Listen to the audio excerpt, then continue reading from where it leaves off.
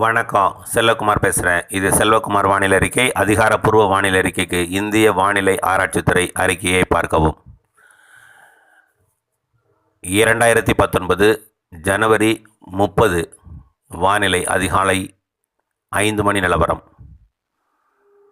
அதாவது இன்றும் நாளை இருக்காது, நாளை மறுதினம் 1ஆம் தேதியும் கடலோரம், வட கடலோரம், அதாவது சென்னைக்கும் கோடியக்கரைக்கும் இடைப்பட்ட பகுதியில் கடல் ஓரத்தில் டெல்டா மாவட்டத்திலேயே மொத்தம் டெல்டா மாவட்டம் கடலோர வட கடலோர மாவட்டங்கள் தூறல் துளி விழலாம். வான மேகமூட்டத்துடன் காணப்படும். தூறல் துளி விழலாம். விரிவான வானிலை அறிக்கை இதோ பிடிஎஃப்பில் வந்து கொண்டிருக்கிறது படங்களுடன். ஆகையினாலே இது சுருக்கமான வானிலை சுருக்கமாக அறிவிக்கிறேன். அடுத்தபடியாக நாம் அதாவது கடந்த 15-12 தினங்களாக நீடித்து கொண்டிருக்கக்கூடிய தென்கிழக்கு வங்கக்கடல் மற்றும் நிலநடுக்கோட்டு இந்திய பெருங்கடலில் சுமத்ரா தீவருகே நிலை கொண்டிருக்கக்கூடிய அந்த காற்றழுத்த தாழ்வு நிலை 31ஆம் தேதி நாளையிலிருந்து அது மேற்கு நோக்கி நகரத் தொடங்கும். இதன் அடிப்படையிலே வரும் 4-5ஆம் தேதி இலங்கைக்கு தெற்கு புறமாக நிலநடுக்கோட்டுக்கும் இலங்கைக்கும் இடைப்பட்ட பகுதியிலே வரும்.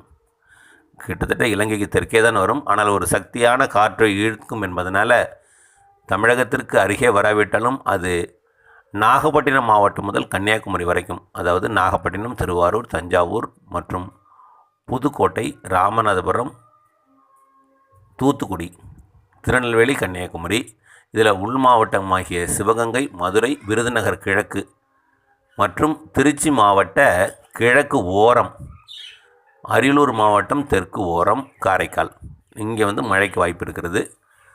மழைக்கு வாய்ப்பு இருக்கிறதுன்னு சொல்கிறதுக்கு பதிலாக மழை கண்டிப்பாக இருக்கும்.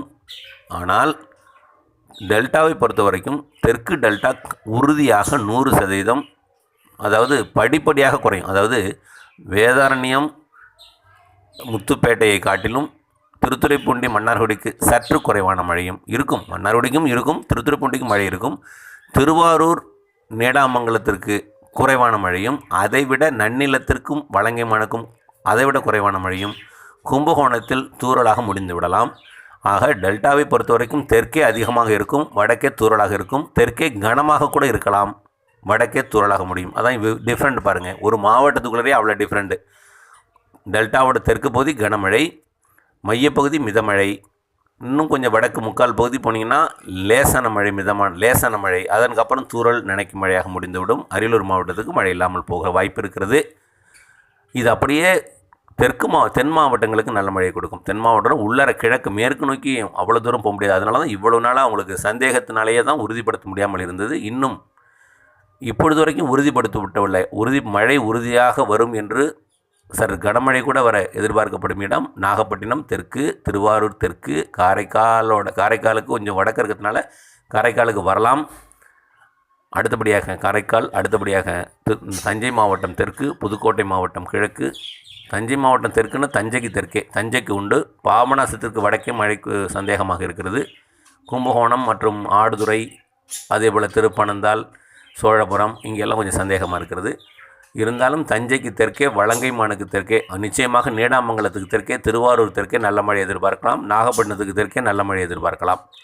கடலோரமாக இருப்பதன் காரணமாக காரைக்காலுக்கும் தரங்கம்பாடிக்கும் சீர்காழிக்கும் ஓரளவுக்கு ஒரு மிதமான லேசான மழையாக இருக்கலாம். ஆனால் மயிலாடுதுறைக்கு நனைக்கும் மழை கொடுக்கலாம். ஆனால் கும்பகோணத்திற்கு குறைவான மழை இருக்குமா என்பது சந்தேகமாக இருக்கிறது. கும்பகோணம் ஆனால் உள்ளே பார்த்திங்கன்னா தஞ்சை மாவட்டம், திருவாரூர், தஞ்சை மாவட்டம், திருச்சி மாவட்ட எல்லை செங்கிப்பட்டி வரைக்கும் கூட மழை வாய்ப்பு இருக்கிறது.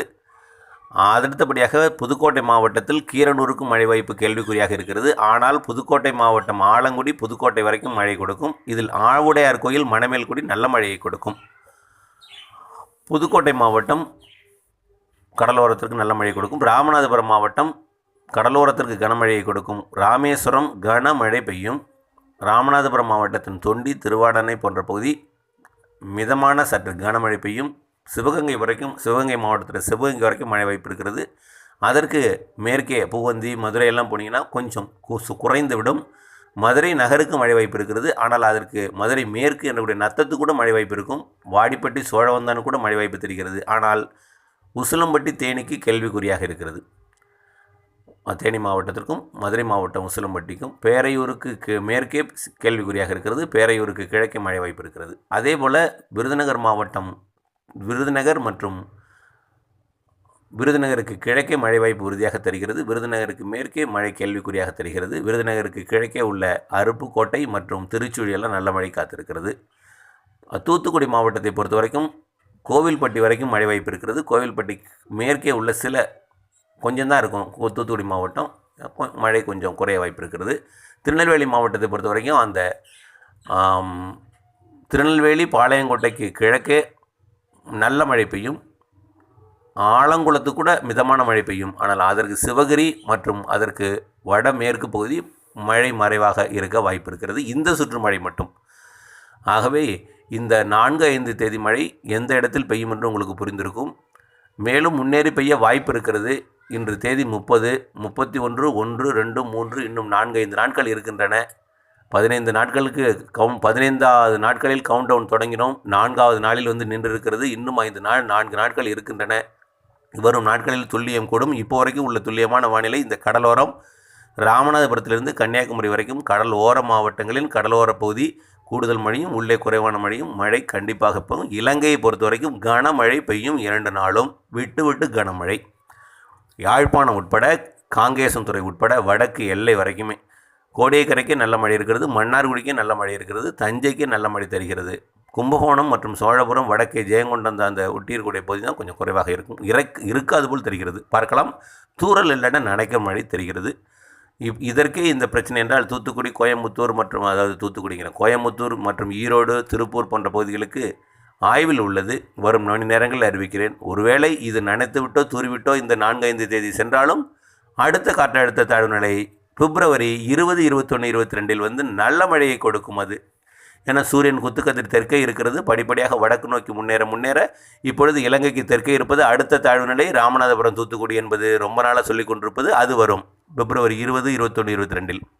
அடுத்தது மார்ச் முதல் வாரத்தில் நாகப்பட்டினத்தை ஒட்டி தாழ்வு நிலை வந்து கனமழையை கொடுக்கும். சென்னை வரைக்கும் நல்ல மழை கிடைக்கும்.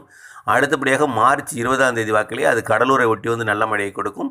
அடுத்தது ஏப்ரல் முதல் வாரத்தில் மாமல்லபுரம் அதை ஒட்டி வந்து நல்ல மழையை கொடுக்கும். அடுத்ததாக மே முதல் வாரத்தில் தமிழகத்தின் அனைத்து மாவட்டங்களுக்கும் குறிப்பாக சென்னைக்கும் திருவள்ளூர் காஞ்சிபுரத்திற்கும் ஏப்ரல் பின்பகுதி மேலாம் நல்ல மழையை கொடுக்கும். ஆகவே கவலைப்படாதீர், மழை இருக்கிறது. இப்பொழுது உள்ள 4-5 தேதி மழையினுடைய துல்லியமான முன்னேறி பெய்யும் அளவு குறிப்பிட்டிருக்கிறேன். மேலும் தொடர்ந்து இணைந்திருங்கள். மேலும் முன்னேறி பெய்யும் என்று எதிர்பார்க்கப்படுகிறது. அந்த இடத்தை அறிந்து கொள்ளுங்கள். 4-5 தேதி டெல்டா மாவட்ட அறுவடையை திட்டமிட்டு முன்கூட்டியே நடத்தி கொள்ளுங்கள். வயலில் அதாவது கடல் ஓர மாவட்டங்களின் டெல்டா மாவட்டத்தின் தெற்கு பகுதி வயலில் நீர் தேங்கும் அளவிற்கு கூட மழை பெய்ய வாய்ப்பு இருக்கிறது. ஆகவே 4ஆம் தேதி பெய்யக்கூடிய மழைக்கு 3ஆம் தேதி அறுவடை முடித்து விடுங்கள். அல்லது முதிராவிட்டால் நீங்கள் கவலைப்படாதீர். 2 நாள் மட்டுமே மழை, பிறகு அது ஓய்ந்துவிடும். அதன் பிறகு காய்ந்த பிறகு நீங்கள் அறுத்து கொள்ளலாம். அதேபோல் அனைத்து மாவட்டங்களுக்கு இதே போல் தான். நன்றி.